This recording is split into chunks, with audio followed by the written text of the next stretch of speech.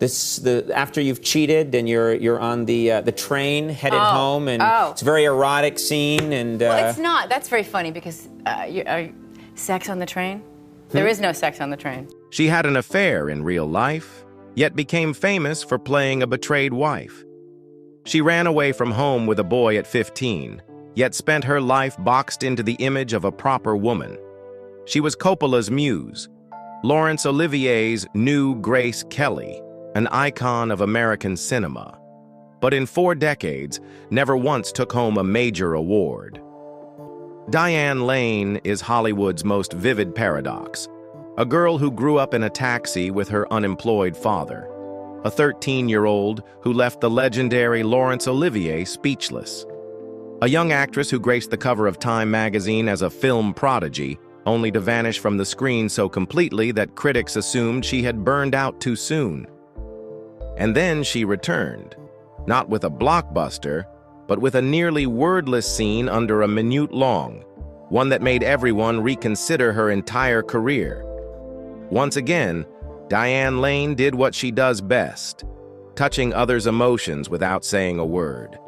But behind that gentle gaze were things never told.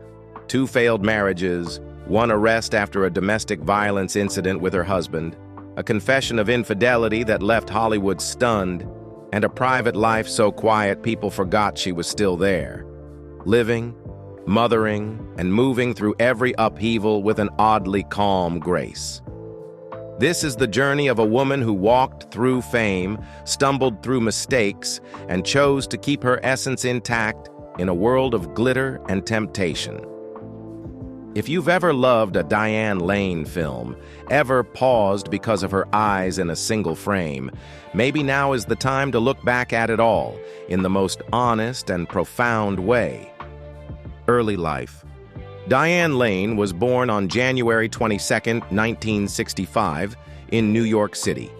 Her mother, Colleen Farrington, was a nightclub singer and model who once appeared in Playboy as Miss October 1957. Her father, Burton Lane, was an acting coach closely connected with the off-Broadway scene in Manhattan, having co-run a workshop with director John Cassavetes. But to support the family, he also worked as a taxi driver, living a transient, unstable life. From the moment she was born, Diane never knew a whole family. Her parents separated when she was just 13 days old. Her mother moved to Mexico to file for divorce, initially gaining custody but eventually giving up, leaving Diane with her father when she was just 6. From then on, the two moved constantly, from one residential hotel to another, never settling in one place. Diane had no bedroom of her own, no stable school, no real sense of family life. Each day, she rode around in her father's old taxi, listening to him talk about theater, philosophy, and ideals she didn't fully understand, but had to accept as part of her reality. Although she was surrounded by art, Diane didn't grow up in peace. Her father was passionate but erratic. He could spend hours immersed in theater, yet forget to prepare dinner. He could discuss Dostoevsky in depth, but couldn't pay the rent on time. She loved him, but also grew tired of constantly having to adapt. That childhood taught her to observe instead of speak, and to grow wary of anything labeled stability. At 15, Diane made the decision to leave her father.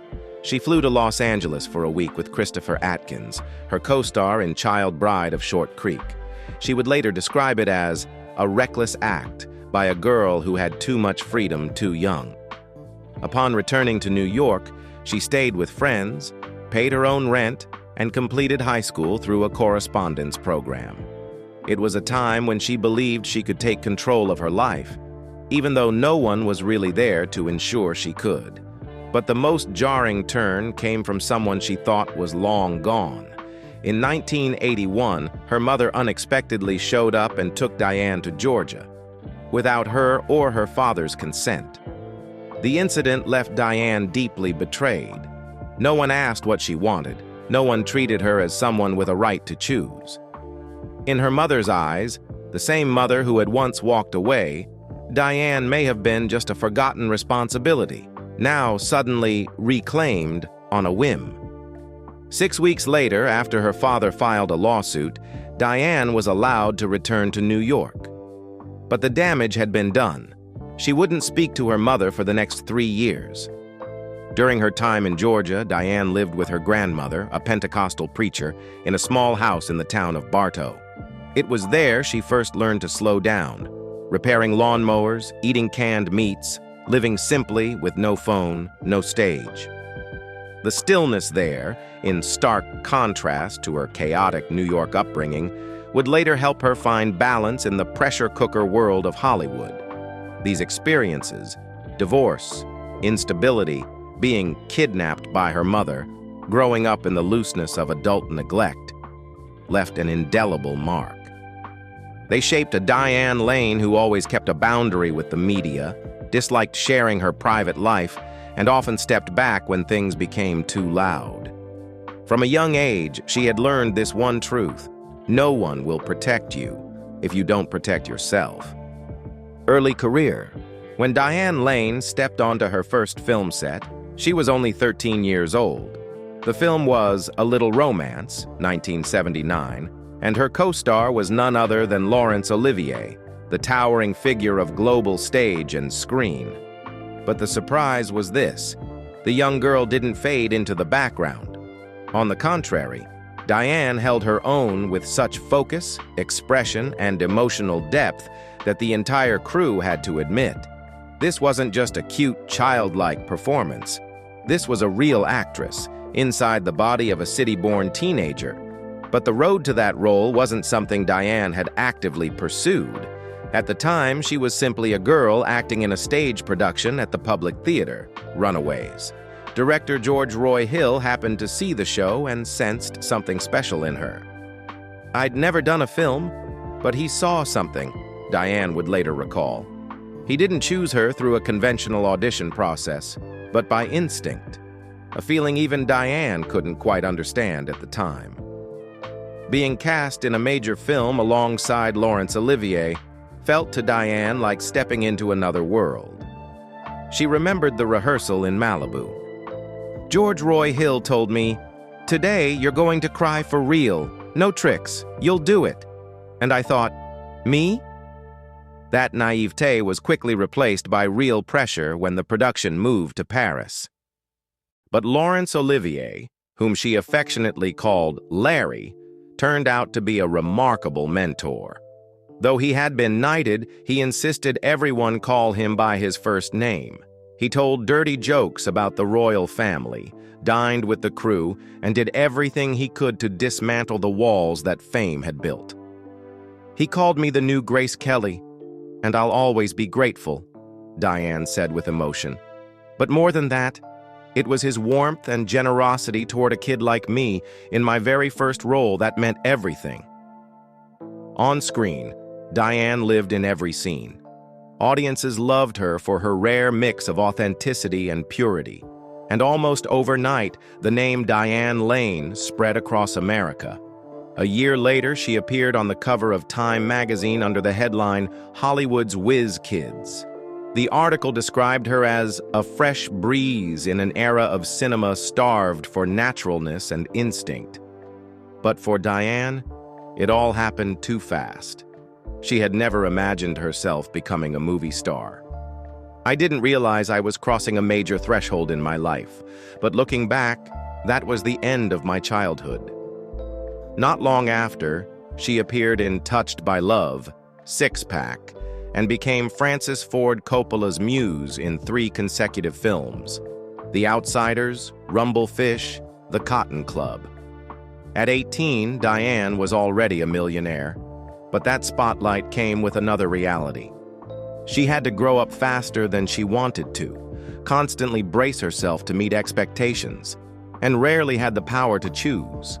I was often labeled a flash in the pan, but really, I was just a girl with a soul a little older than her years. That makes adults uncomfortable. They don't want you to have too much, too soon. Diane and her character Lauren in A Little Romance shared that same trait: intelligent, sensitive, always adjusting themselves to make others feel at ease. Her success came from authenticity. But that very authenticity made her more vulnerable in a world that didn't allow mistakes. Years later, Diane admitted there were scenes she didn't feel proud of, not because of her acting, but because she hadn't yet earned the right to follow her own instincts. "I just acted on impulse, and when you're a girl at that age crying, people often think you're just being dramatic." Still, there was one memory Diane Lane would never forget: the farewell scene. "When I hugged Laurence Olivier, I truly felt the goodbye. And I cried, not for the camera, but out of gratitude." When someone begins their career with gratitude, sincerity, and real tears, then the road ahead, no matter how far it strays from the spotlight, will always carry an irreplaceable value: the respect of those who once saw her as real. But the glow of fame always casts shadows, shadows that tempt you, pressure you, and teach you how to adapt. As Diane Lane's name rose like a phenomenon, she was quickly exposed to the harsh flip side of growing up on camera. At the time, Diane was just a teenager. But due to her on-screen chemistry with co-stars, whether Matt Dillon, Michael Pare, or Richard Gere, she was constantly rumored to be romantically involved with them off-screen. Once, just because of a single glance in The Outsiders, the press declared she and Matt Dillon were a real-life couple. The rumors were relentless, and at an age when most were still focused on school, Diane had to learn the difference between being admired and being owned by public opinion. She once said in a rare interview, "I play someone's lover on screen. That doesn't mean I love them in real life, but a lot of people don't understand that." That misunderstanding, over time, created a gap between Diane and her audience. Her early roles, though widely praised, often revolved around the image of the ideal love interest, rather than a fully realized individual. She appeared more as Hollywood's dream girl than as an artist with depth, and that was dangerous. When the audience began to blur the lines between the real Diane Lane and the characters she portrayed, every difference, from the way she spoke, to how she lived, to the scripts she chose, became a target for scrutiny or misinterpretation. She realized she needed to step back from some of the spotlight to preserve the part of her that cinema was slowly erasing. Diane began turning down roles that recycled the same old image. She kept her distance from the press, chose silence when necessary, and only appeared when a role truly moved her. It wasn't a PR strategy, it was survival instinct. Because Diane Lane didn't enter Hollywood through the back door. She didn't climb the ranks, step by step. She had no manager paving the way. She walked straight into stardom, elevated instantly, before she even knew how many posters would bear her face. And she had to learn. Very fast, very young. Fame doesn't mean you'll be understood. That acting well isn't enough. You also have to know how to survive in a world where everyone believes they have the right to write your story for you. Career success. After years of being typecast as the on-screen girlfriend, always beautiful, lovable, and safe, Diane Lane entered a new phase. For the first time, she wasn't just taking roles to act, but to inhabit, to demand recognition as a mature artist capable of portraying imperfect, wounded, and complex women. The turning point came in 2002, when Diane took on the role of Connie Sumner in Unfaithful, directed by Adrian Lyne. This was not a role designed for sympathy. Connie is an unfaithful wife, not out of lust, but out of a quiet, gnawing loneliness within what seems like a perfect marriage. A woman unable to name the growing emptiness inside her, who chooses a mistake just to feel alive. When she accepted the part, Diane knew it was a chance, but also a great risk. At the time, Hollywood still split women into two categories: the sweet, innocent girl and the adulteress who must be judged. Connie was neither, and Diane had to portray a kind of honesty that wasn't airbrushed, a challenge few actresses dared to take on, especially those accustomed to the safe glow of stardom. One of the most talked about scenes in her career, and in modern cinema history, is the one where Connie rides the train home after her first act of infidelity. No dialogue, no sex, just trembling hands, shallow breaths, and eyes that haven't yet processed what she's done. It was a silent scene, but impossible to look away from. What few people know, that scene wasn't in the original script. In an interview with the Jess Cagle Show, Diane recalled, "We were taking the train back to the station after a take, and Adrian Lyne said, 'Roll something.' I didn't ask questions. I just closed my eyes and started." That scene was shot in one take. No retakes, no prepared props, no rehearsals. Just raw emotion and a camera that happened to catch it. And that unplanned moment became iconic, a textbook example of the power of silent performance. On Late Night with Conan O'Brien, Diane smiled when asked about the sex scene on the train. There wasn't one. But people thought there was. That's the power of emotion and the lens. Unfaithful earned Diane Lane her first ever Academy Award nomination for Best Actress. She was also honored at the Hollywood Film Awards, and critics called her Hollywood's late-blooming revelation. But for Diane, the real victory wasn't the awards. It was the shift in how people saw her. From then on, Diane was no longer somebody's girlfriend on screen. She was a woman full of contradictions, capable of loving, betraying, regretting, and confronting herself. And more importantly, she had broken the mold Hollywood had forced on her for nearly 2 decades. Diane Lane's career never followed a straight line. She didn't try to stay forever young or cling to her teenage fame. She chose to grow up, chose risk, so she could play the roles real women needed to see on screen, fragile, flawed, and worthy of empathy.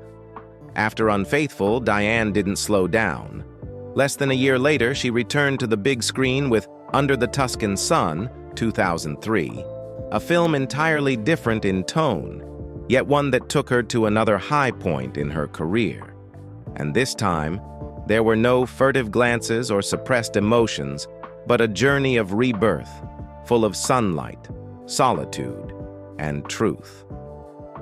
In the film, she played Frances, a recently divorced writer who leaves her old life behind in America to buy a crumbling villa in Tuscany.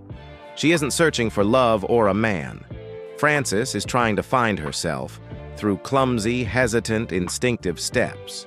She's not the ready-made strong woman trope, but someone thrown to the bottom and forced to rise on her own. Diane Lane poured everything she had lived into that role. In a conversation on Late Night with Conan O'Brien, she recalled that filming in Tuscany, which seemed like a dream vacation, soon became an emotional challenge. "I ate all the wine, all the olive oil, tried every pasta. Then I missed my daughter so much I just wanted to fly home. I cried. I didn't want to be in paradise anymore."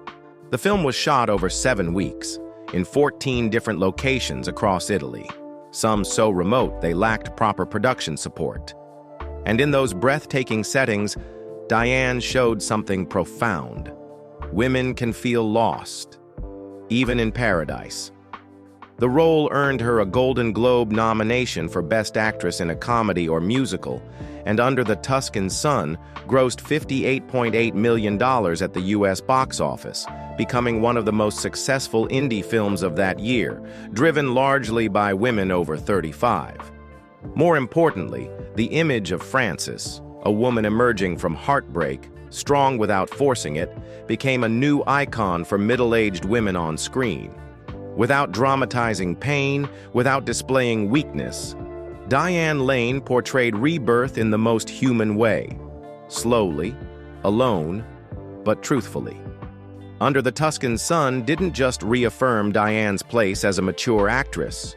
It revealed that audiences, especially women, had been waiting for stories like this, imperfect, understated, but resonant with something deeply familiar. Frances wasn't chasing lost youth. She was building a new life from ruins. And through her, Diane was no longer an actress, overcoming her teenage fame, but a real woman, inspiring a generation learning how to rise after pain. After Unfaithful and Under the Tuscan Sun, Diane Lane didn't repeat herself. Rather than clinging to roles of seductive women torn by love, she turned to characters who were quiet, flawed, often forgotten by history, but carried entire, trembling worlds within. In A Walk on the Moon, 1999, Diane played Pearl, a young wife drifting from the marriage she once chose. When her husband leaves for work and summer stretches out like a void, Pearl quietly strays, not because her lover is irresistible, but because she no longer recognizes herself in a life that's too quiet. There were no dramatic peaks, no swelling music, only the eyes of a woman who knows she's wrong but can't stop. Diane portrayed this with aching subtlety, earning a nomination for Best Female Lead at the 2000 Independent Spirit Awards. The film was later named by Rolling Stone as one of the most underrated indie movies of the 90s. In Secretariat, 2010, Diane took on the role of Penny Chenery, a middle-aged housewife who unexpectedly inherits her father's failing horse farm. In the male-dominated world of horse racing, where women were rarely decision-makers, Penny not only held her ground, she led the legendary horse Secretariat to win the Triple Crown for the first time in 25 years. The film grossed $60 million, and Diane was praised for her measured calm, courage, and deeply restrained emotion. More importantly, the role shattered ageist assumptions, serving as Diane's quiet declaration. "I don't play lovers anymore, I play leaders." Then came Trumbo, 2015, where Diane stepped back from the spotlight, portraying Cleo Fincher, the wife of legendary screenwriter Dalton Trumbo during Hollywood's Blacklist era. This wasn't a tearjerker role. Cleo was the type of woman rarely seen on screen, one who bore the consequences of her husband's politics, without complaint, without leaving, without needing the glory. Diane conveyed it all through weary eyes, enduring silences, and a refusal to explode, which paradoxically made the weight her character carried all the more palpable. Trumbo received 2 Academy Award nominations, and her performance was described as the quiet pillar holding up the film's humanity.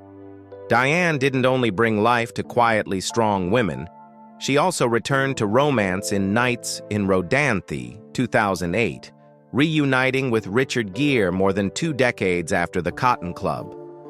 This time, they weren't young lovers full of fire, but 2 broken adults trying to trust again. Though critically divisive, the film grossed nearly $85 million worldwide and became one of the highest-earning romantic dramas of 2008. Many viewers believed their chemistry was real, not because they were acting, but because they seemed to be living a gentle, hesitant reunion where every line came from something once wounded. Diane Lane didn't stop at lead roles in cinema.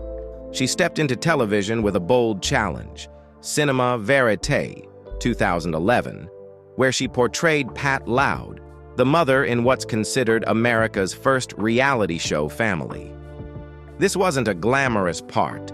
It was the portrait of a woman quietly enduring, watching her marriage unravel on camera. The role earned her nominations for an Emmy, a Golden Globe, and a Screen Actors Guild Award. Proof of her enduring ability to disappear into a character, even in a different format. During this period, Diane also joined the DC Extended Universe as Martha Kent, the quiet yet unwavering adoptive mother of Superman. Across nearly a decade of blockbusters, Man of Steel, Batman v Superman, Justice League, Diane didn't need lengthy monologues or action scenes.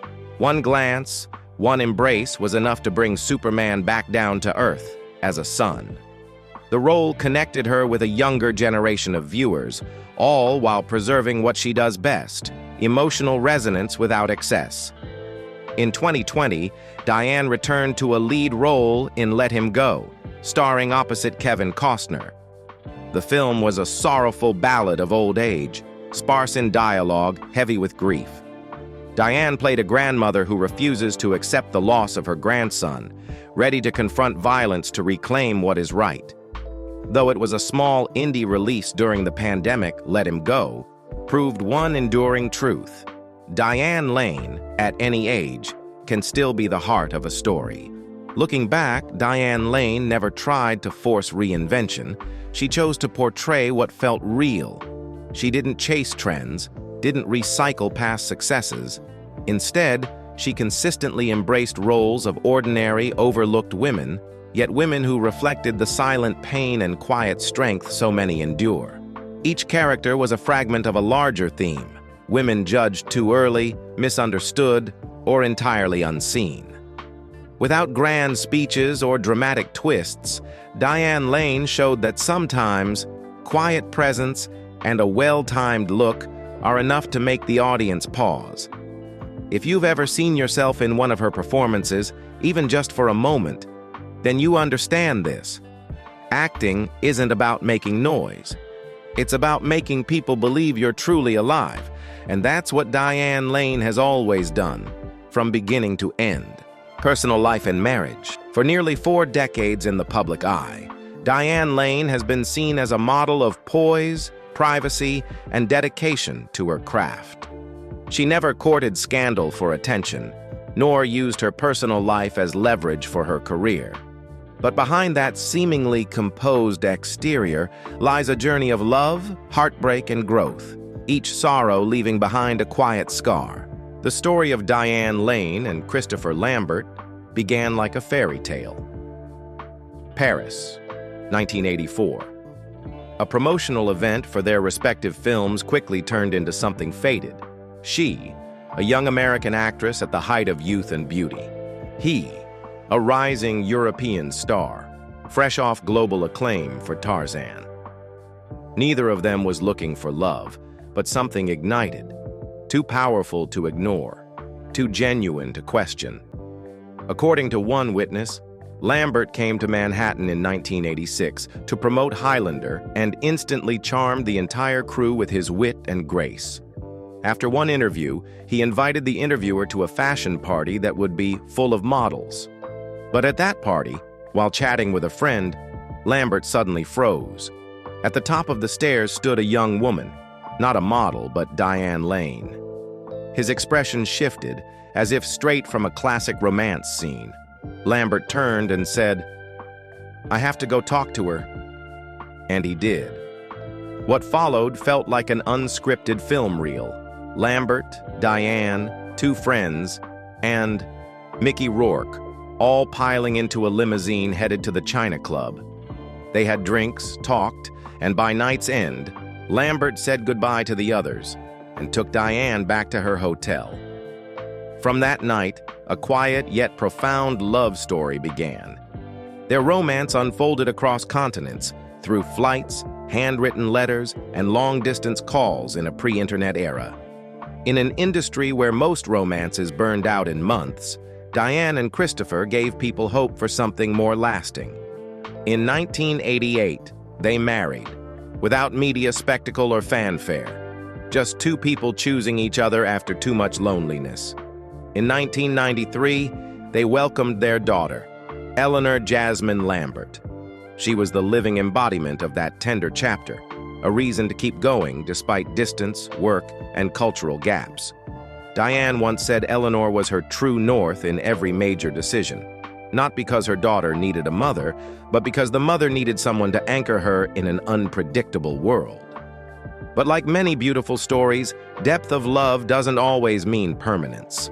Living on separate continents with vastly different lifestyles and work rhythms took its toll. Christopher preferred a quiet French existence. Diane thrived in the fast-paced pulse of American cinema. As minor differences stacked up, love alone couldn't bridge the widening gap. In 1994, after 6 years of marriage, they divorced. No scandal, no lawsuits, no media circus, just a quiet letting go. 2 people who could no longer carry the weight of a love that no longer fit. But what made this separation remarkable wasn't its peacefulness, but how they treated each other afterward. For years after the divorce, Diane never spoke ill of Lambert. In interviews, she still mentioned him with a gentle gaze. They stayed in touch, attended events together where their daughter was involved. Eleanor grew up surrounded by love, not from a perfect couple, but from two people who had once loved deeply and continued to respect each other long after the love had changed. Notably, after the divorce, Christopher Lambert never seemed to find another relationship quite like it. His second marriage, to actress Jaimes Haft, lasted only a year. Though he was involved with Sophie Marceau for nearly a decade, that relationship too never ended in marriage. It seemed Diane Lane was the only woman he ever truly dared to marry, and the only one he couldn't forget. There's something strange but undeniably true. Though they've been divorced for nearly 30 years, whenever the public mentions Diane Lane and marriage, Christopher Lambert's name always comes up first. Not because it was her longest love story, but because it was the one people still quietly mourn. Maybe it's because the purity of what they once had still lingers. Because people sensed they didn't part ways out of hurt, betrayal, or selfishness, but simply because life doesn't always favor those who are trying to hold on. And because no one was at fault, the regret becomes even more poignant. If only they could have been a little different. If only they had chosen again, at a different time. In a rare interview, Diane once said, "We loved each other very much, but sometimes love isn't enough, and that's no one's fault." That one sentence seemed to gently close the chapter on a love story that never reached its ending, but was beautiful enough to be remembered forever. And if anything remains from that marriage, it's how Diane Lane walked away from it.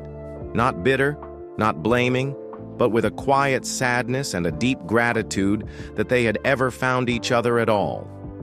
After nearly a decade of solitude following her marriage to Christopher Lambert, Diane Lane eventually opened her heart again. The man who led her to do that was Josh Brolin, a handsome, charismatic actor with a turbulent personal life. Their connection began in 2002, when they crossed paths at the A Beautiful Mind premiere.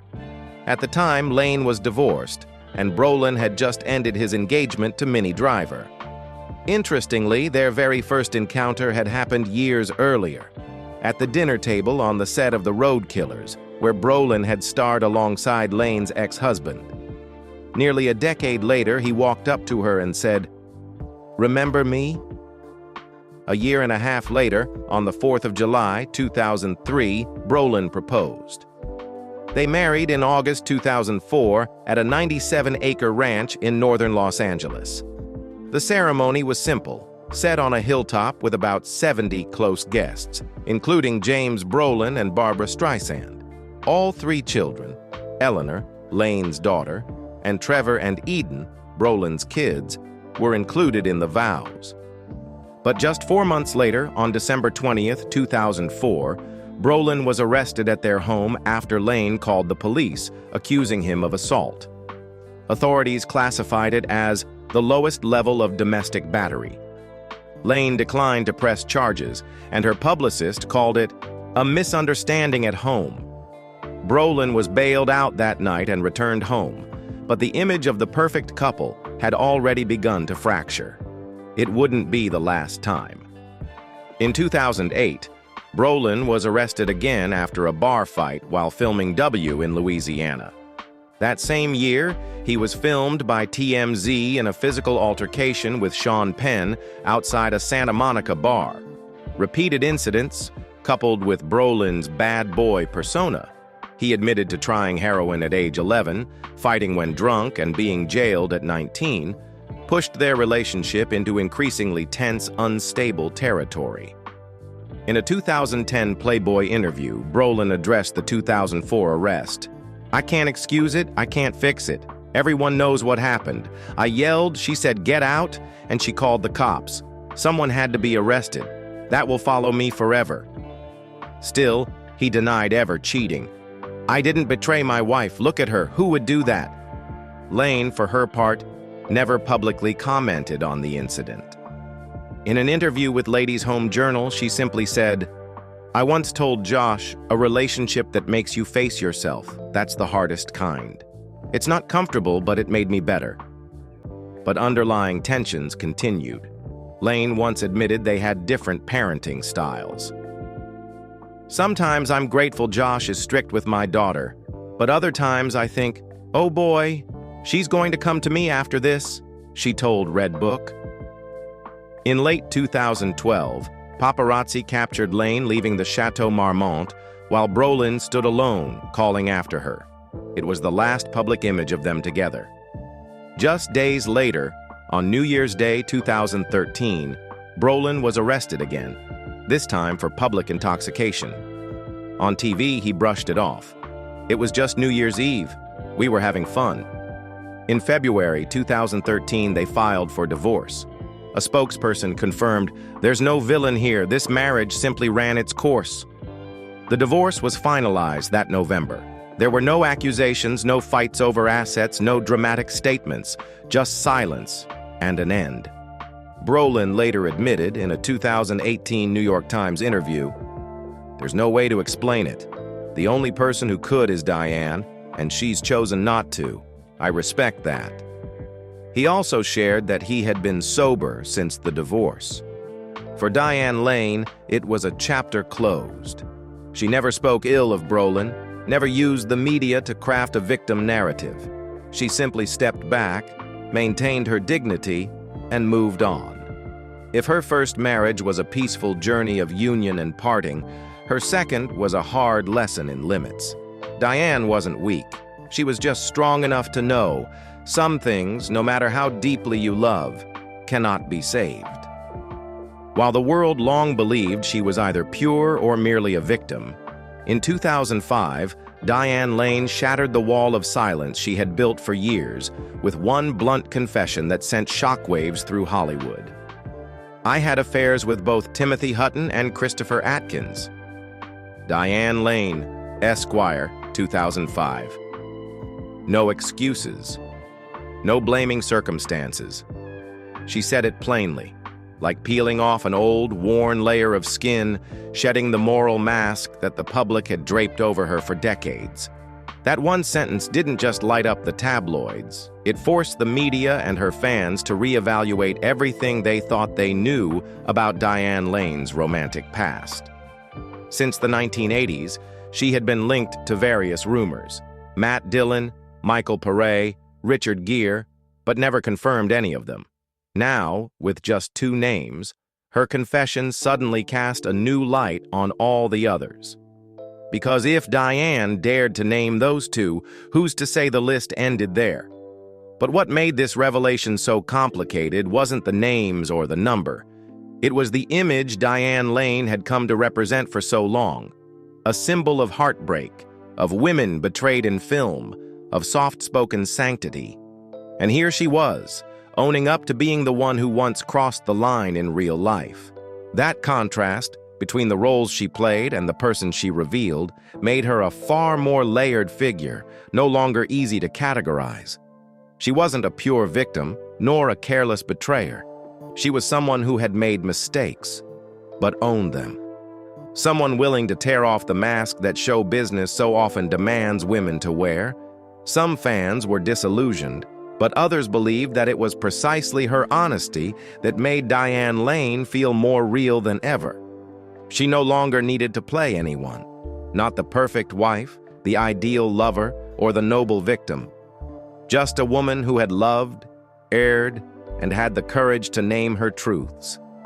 And perhaps in a world where truth is usually polished and packaged, that one shocking confession was the bravest thing Diane Lane ever did.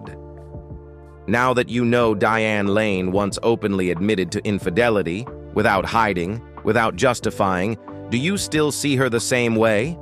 Does her honesty make you respect her more for confronting her past? Or does it disappoint you because the image of the faithful woman you once held has changed? But remember, she's human too.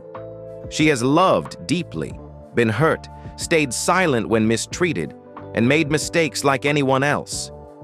Maybe it's that willingness to speak the truth, even knowing it would cost her, that makes Diane Lane truly different. So what about you? Do you choose to forgive or turn away? After the storms of marriage, after the confessions that stirred controversy, and after the long, deliberate silences she chose as her way of self-protection, what remains of Diane Lane is the ordinary.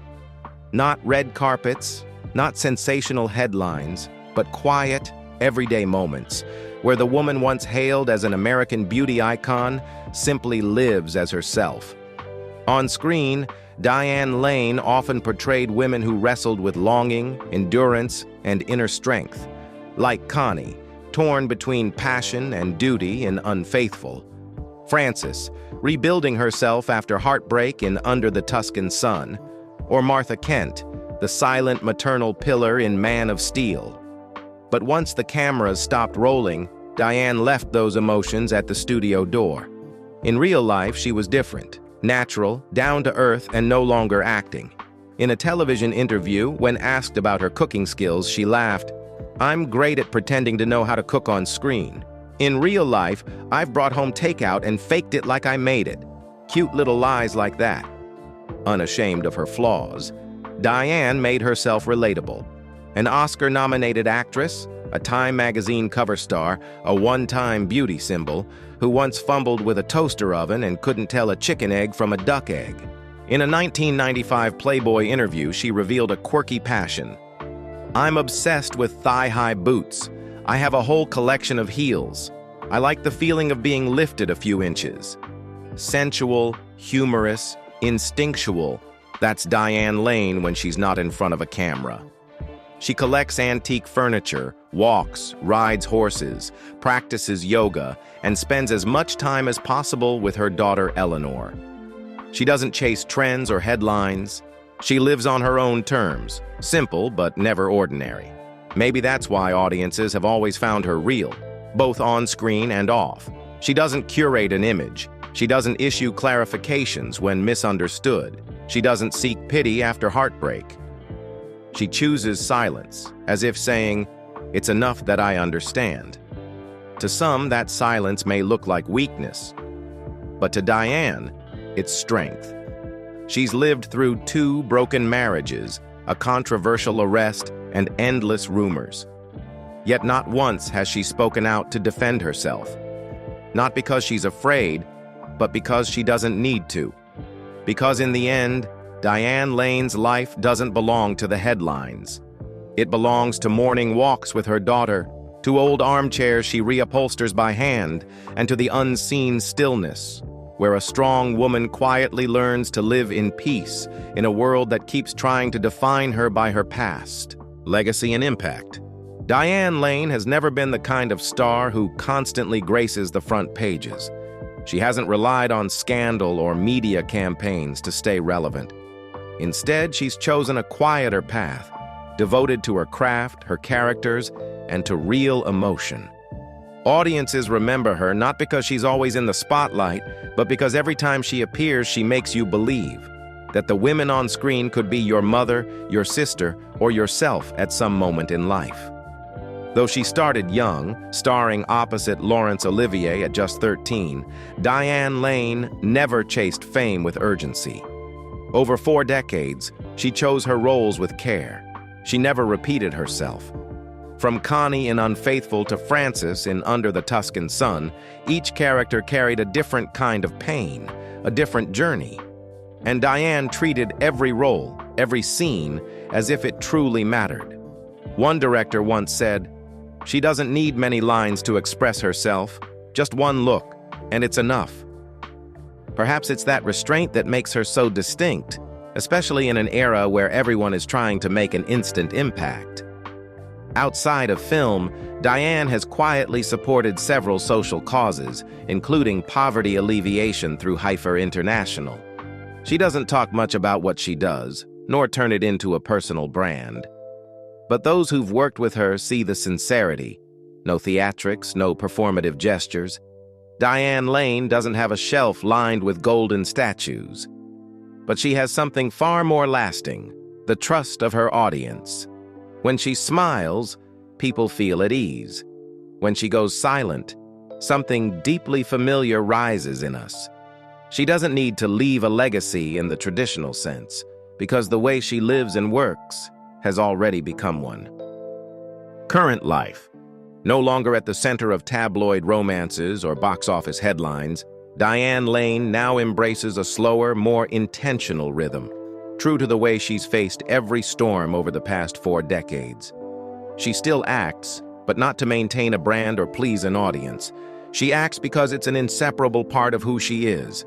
In recent years, Diane has focused more on high-quality television projects. In House of Cards, 2018, she portrayed a sharp, calculating politician. In 2024, she transformed into Slim Keith in Feud, Capote versus the Swans, the Ryan Murphy series that earned her an Emmy nomination and reaffirmed her acting prowess as she approached 60. In early 2025, she starred alongside Jeff Daniels in Netflix's A Man in Full, playing Martha Croker, a powerful woman with complex inner dimensions. And soon, Diane will return to the big screen in Anniversary 2025, a crime thriller directed by Jan Komasa that's already generating buzz. Though she continues to appear at events like the Champions for Change Skin Cancer Fundraiser or the Women's Guild Cedars-Sinai Charity Gala, Diane doesn't seek the spotlight in her daily life. No flashy mansions, no noisy social media. She lives simply in an old home, practices yoga each morning, rides horses on weekends, and walks whenever she can. She arranges flowers, tends her garden, reads often, and collects antique furniture. In one interview, Diane said that keeping her mind and body healthy each day mattered more than any spotlight or acclaim. Above all, she devotes herself to her daughter, Eleanor Jasmine Lambert, the child from her first marriage to Christopher Lambert. Born in 1993, Eleanor is now a model and freelance writer who has appeared in Vanity Fair, Numero, and various fashion campaigns in New York. She didn't follow her mother into acting, but still carries an independent artistic spirit. Diane once described her as my soulmate, the reason I never lost my way in a world filled with too much noise. She doesn't try to cling to youth. Aging is a privilege, Diane once said. Every wrinkle is a memory. In an industry that worships youth, those words sound like a quiet declaration.